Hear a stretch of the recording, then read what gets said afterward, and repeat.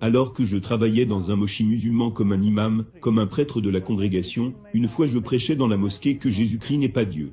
Pour moi, Allah seul était Dieu. Et je crois qu'Allah ne s'est jamais marié, donc pas de fils pour Allah. Donc j'ai prêché là, que Jésus n'est pas Dieu. Alors quelqu'un m'a demandé qui est Jésus, de la foule, peut-être un musulman. Mais il m'a demandé qui est Jésus, je prêchais qu'il n'est pas Dieu, mais la question est, qui est-il? Pour savoir qui il est, j'ai relu encore une fois le Coran entièrement. 114 chapitres, 6666 versets du Coran. Quand je l'ai lu, le nom du prophète Mohammed, je l'ai trouvé dans le Coran dans 4 endroits. Mais le nom de Jésus, je l'ai trouvé dans 25 endroits. Donc j'étais un peu confus. Pourquoi le Coran donne plus de préférence à Jésus? Et la deuxième chose, je ne pouvais pas trouver le nom d'une femme dans le Coran. Le nom de la mère du prophète Mohammed, ou le nom de la femme, ou le nom des enfants.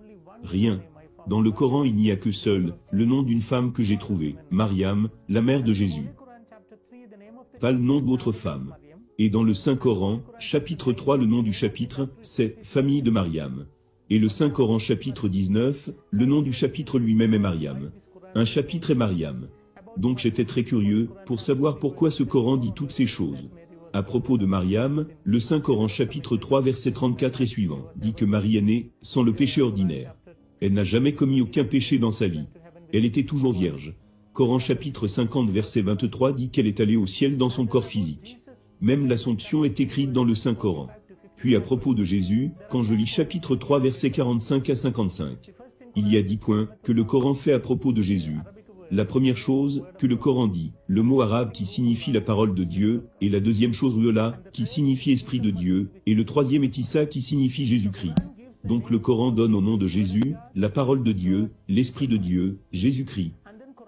Puis le Coran dit que Jésus a parlé quand il était très petit. 2 jours après sa naissance, il a commencé à parler. Le Coran dit que Jésus a créé un oiseau vivant avec de la boue. Il a pris de la boue, a formé un oiseau. Quand il a respiré dessus, c'est devenu un oiseau vivant. Donc j'ai pensé, il peut donner la vie. Il donne la vie à cette argile de boue.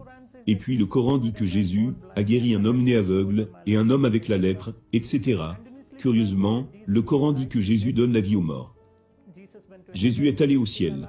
Il est toujours vivant, et il reviendra. Quand j'ai vu toutes ces choses dans le Coran, ma pensée était que dit le Coran à propos de Mohammed. Vous savez, selon le Coran, le prophète Mohammed n'est pas la parole de Dieu, pas l'esprit de Dieu. N'a jamais parlé, quand il était âgé de 2 jours. N'a jamais créé un oiseau avec de la boue. N'a guéri aucun malade. N'a jamais ressuscité de mort. Il est lui-même mort, et selon l'islam, il n'est pas vivant, et il ne reviendra pas. Donc il y a beaucoup de différences entre ces deux prophètes. Je n'appelais pas Jésus comme Dieu. Vous savez que mon idée était qu'il était un prophète, mais il est un prophète plus grand que Mohammed. Donc un jour je suis allé voir mon professeur, celui qui m'a enseigné pendant 10 ans au collège arabe, et je lui ai demandé, « Professeur, comment Dieu a créé l'univers ?» Et il a dit que Dieu a créé l'univers par la parole. Par la parole. Puis ma question fut, la parole est créateur ou création? Clairement. Ma question est, la parole de Dieu est créateur ou création? Le Coran dit que Jésus est la parole de Dieu. Si mon professeur répond que la parole de Dieu est créateur, cela signifie que Jésus est créateur. Donc les musulmans devraient devenir chrétiens. Supposons qu'ils répondent que la parole est création, il sera piégé. Vous savez pourquoi? Il a dit que toutes choses furent créées par la parole. Suppose qu'ils disent que la parole est création, alors comment Dieu a-t-il créé le monde? Donc il ne pouvait pas dire que la parole est créateur, il ne pouvait pas dire que la parole est création. Donc il fut assez en colère, il m'a poussé hors de la salle et a dit, la parole n'est pas le créateur, ni la création. Sors d'ici. Ils disent que la parole est création. Ils essaient de prouver. Ils disent que la parole n'est pas le créateur, n'est pas la création. Mais pas Dieu, pas Dieu. Pas le créateur, pas la création. Donc pas Dieu, et également pas la création. Aussi qu'ils ne sont pas égaux avec Dieu, c'est tout leur problème. Donc quand il a dit ça, j'ai dit à mon professeur, la parole n'est pas le créateur, pas la création, c'est pourquoi les chrétiens disent que la parole est fils de Dieu. Puis il m'a dit, s'il y avait un fils pour Dieu, je dois lui montrer la femme de Dieu. Sans aucune femme, aucune chance d'avoir un fils. Alors j'ai montré une partie du Coran. Le Coran dit que Dieu peut voir sans les yeux. Dieu peut parler sans la langue. Dieu peut entendre sans les oreilles. C'est écrit dans le Coran, j'ai dit, si c'est le cas, il peut avoir un fils sans une femme.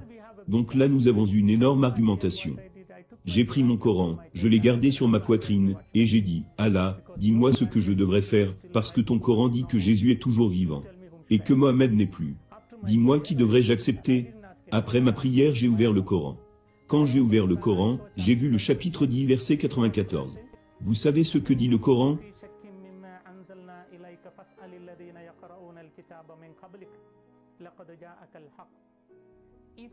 Si tu as un quelconque doute dans ce Coran que je vous ai donné, va et lis la Bible. Ou demande aux gens, à ceux qui lisent la Bible.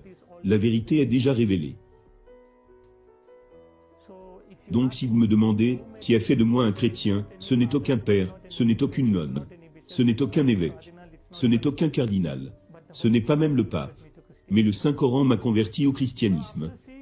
Donc après avoir vu cela, j'ai décidé d'étudier la Bible, et je suis allé dans un centre de retraite appelé le Centre de la Retraite Divine, qui est en Inde. Nous avons 7 langues de retraite.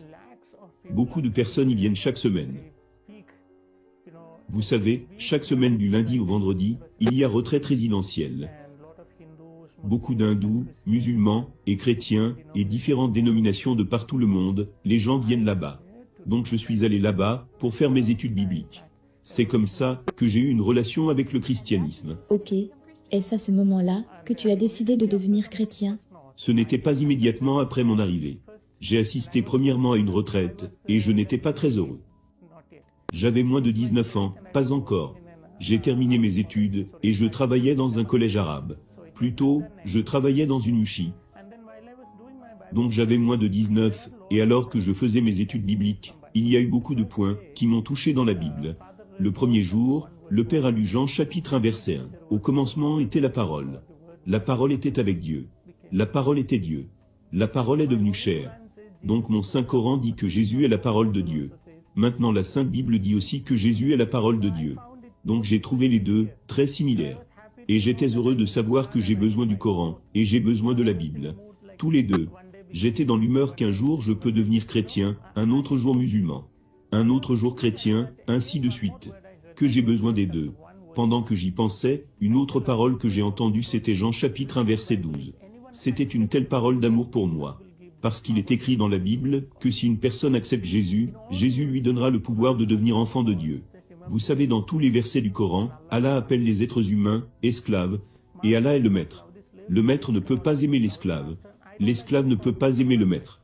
Je n'aime pas être appelé esclave par quelqu'un. Le Coran dit que vous êtes esclave. Mais quand j'ai entendu Jean chapitre 1 verset 12, qui dit « Si vous croyez en Jésus, Jésus vous donnera le pouvoir de devenir enfant de Dieu. » Immédiatement j'ai dit « J'ai besoin de Jésus, parce que je veux être un enfant de Dieu. » De là j'ai commencé à appeler mon Dieu « Papa ». Jusque-là je ne savais pas que je pouvais appeler Dieu « Papa ». Vous savez, Jésus a enseigné la prière en langue araméenne. Notre Père qui est aux cieux. En langue arabe, Aboun signifie « Notre Père ». Et si vous me demandez, je ne peux pas exprimer ma joie, chaque fois que j'appelle Dieu, mon Père. Chaque fois que j'appelle Dieu, Père. Et chaque fois que je pense que le Créateur de l'univers est mon Père, j'ai une sorte de joie, que je ne peux pas exprimer. C'est au-delà de mon. Une expérience ne peut pas expliquer. Seulement vous pouvez comprendre par expérience. Donc j'aime vraiment appeler mon Dieu, Père. De là j'ai décidé d'accepter Jésus. Donc c'est là que tu as pris la décision de devenir chrétien? Oui. Et l'as-tu dit à ta famille? Non. J'étais resté au centre divin. Et beaucoup d'autres points ont touché ma vie. Et j'ai décidé de devenir chrétien. À ce moment, je manquais à la maison, donc mes parents ont pensé que j'étais dans ma mochi. Et les gens du mochi pensaient que j'étais à la maison. Quand ils ont tous les deux communiqué, ils ont compris que je n'étais pas à la mochi, ni à la maison. Donc ils ont cherché partout. Ils ont donné des avis dans les news, dans beaucoup de journaux, à la télévision, etc. Enfin, ils m'ont trouvé dans le centre de retraite catholique, et finalement mon père vint là-bas. Et c'était horrible, parce qu'il m'a battu sauvagement. Je saignais du nez, et j'étais inconscient.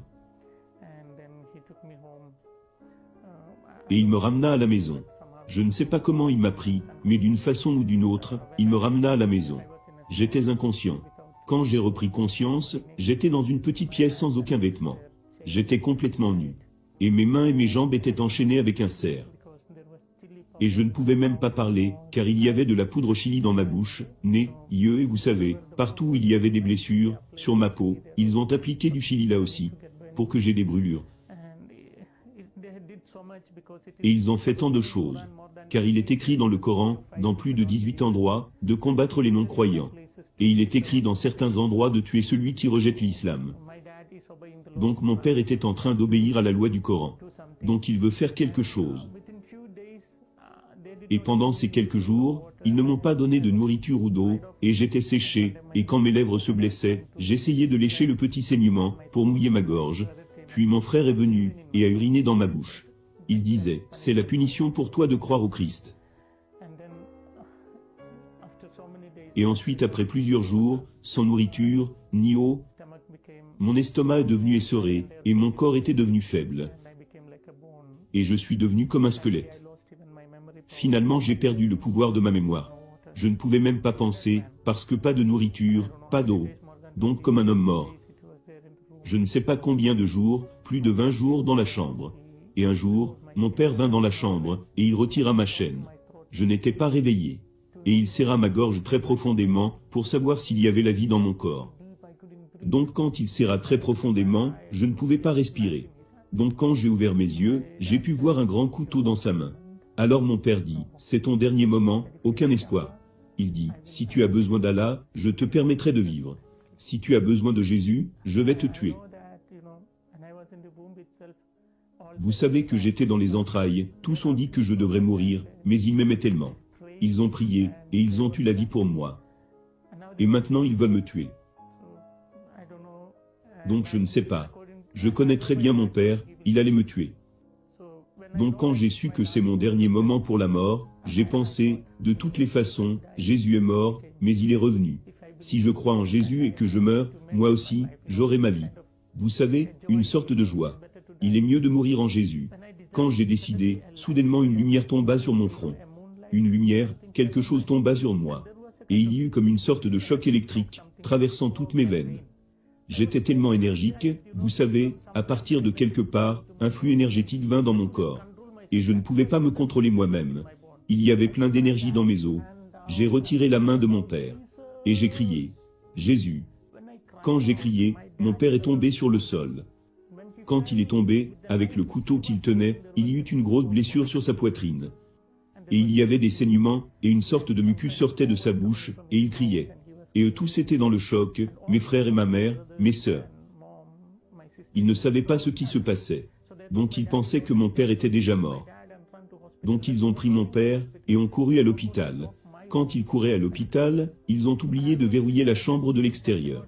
Et j'étais dans une énergie que je ne peux pas vous expliquer, parce que j'étais squelettique, sans nourriture durant plusieurs jours, plus de 20 jours, squelettique mais très énergique.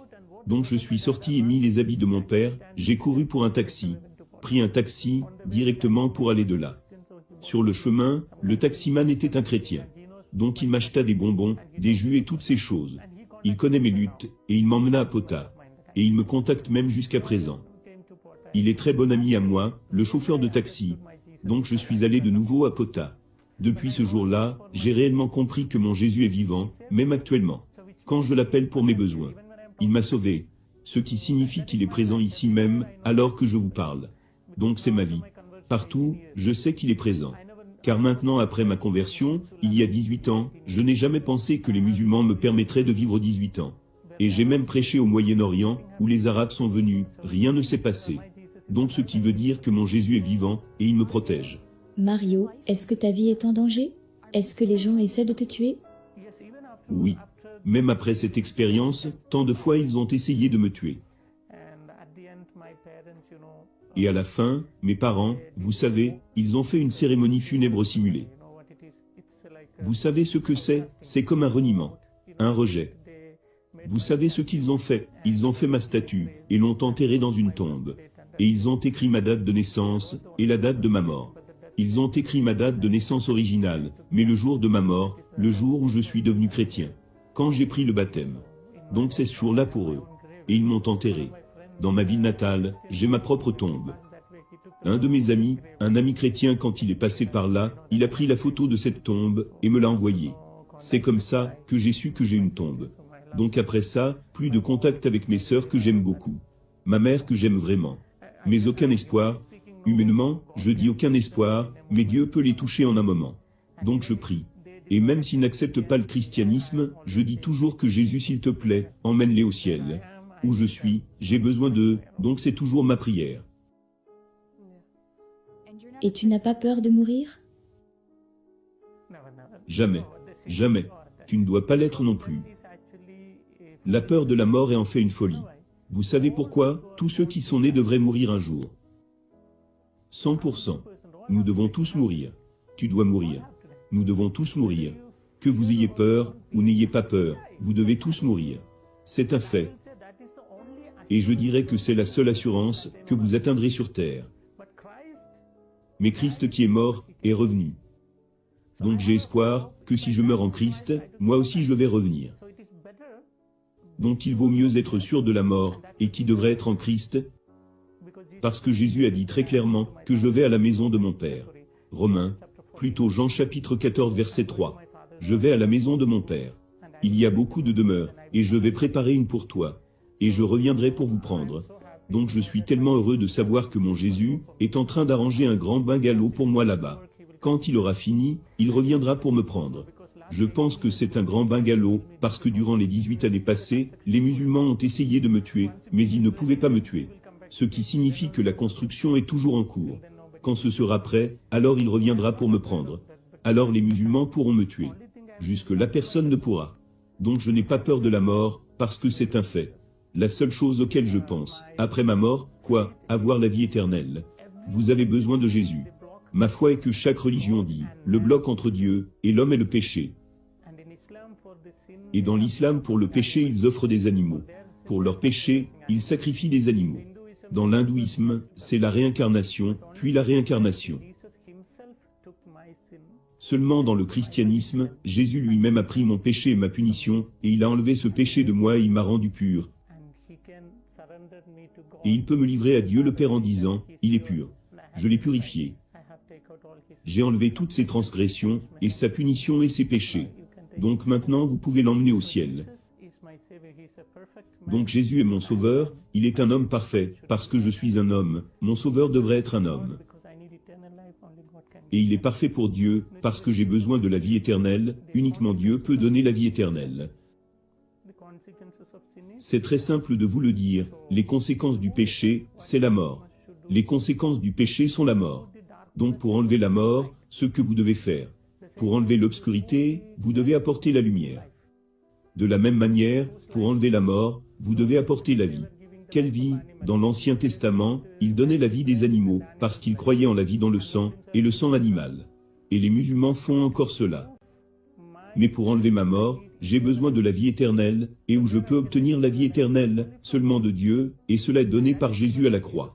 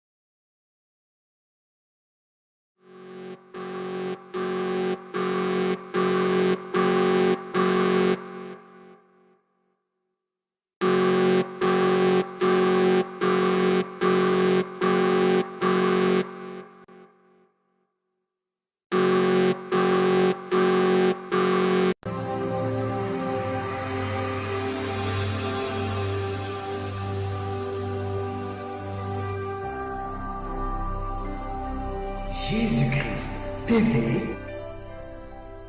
vous connaîtrez la vérité et la vérité vous affranchira.